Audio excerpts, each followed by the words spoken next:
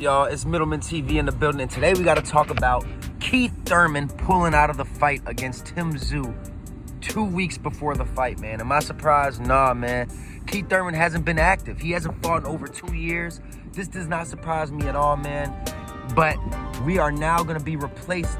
We're going to replace Keith Thurman with Sebastian Fundora, the towering inferno. 6'6", 154-pound former champion. Man, one thing I know about this fight is it's going to be a hell of a fight.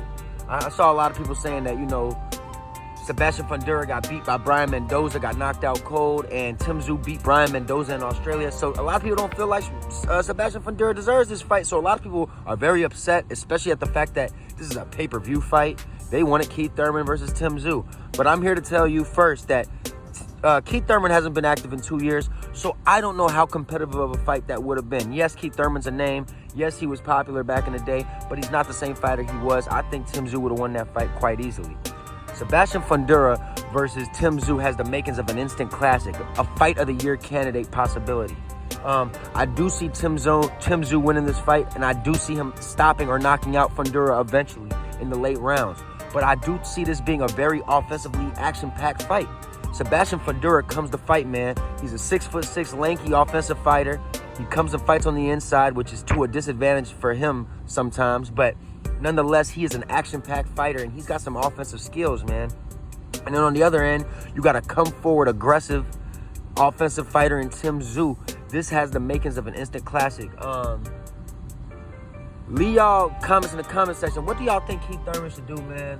I think it's over with for dude, man. Like, I said it was over with for dude before the fight. Like, I said in a couple videos before this that Tim Tysu was going to put Keith Thurman into retirement. Well, he doesn't even have to do that. Keith Thurman's going to put himself into retirement. Just go out gracefully, man. You're 30-1. You got a big name. You'll probably go to the Hall of Fame. There's no reason for you to end your career bad. As for Sebastian Fundora versus Tim Tysu, there's a lot on the line for both of these men, man. Sebastian Fundora's coming off of he got knocked out, and then he did pick up one victory over after the knockout. But he's trying to get acclimated, man. He's trying to put himself back into the 154-pound conversation, and he was absolutely in the conversation after he had beat Erickson Lubin. A lot of people considered him top 554 pounds, and then that knockout by Brian Mendoza kind of set him back. But if he can beat Tim Tysu, or really give Tysu a neck-for-neck type of fight, this can really put Sebastian Fundora back in he can put his foot back in the 154-pound division. As for Tim Tysu, he knows what it is. It's business as usual for him. He wants to come into this fight and prove to people that he's a top 2, top 3 guy in the 154-pound division. And by doing that, he has to put a statement by doing what Brian Mendoza did and then some, and that's by trying to stop the towering inferno Sebastian Fundora, man. I'm quite excited for this fight. I think this is going to be an exciting fight.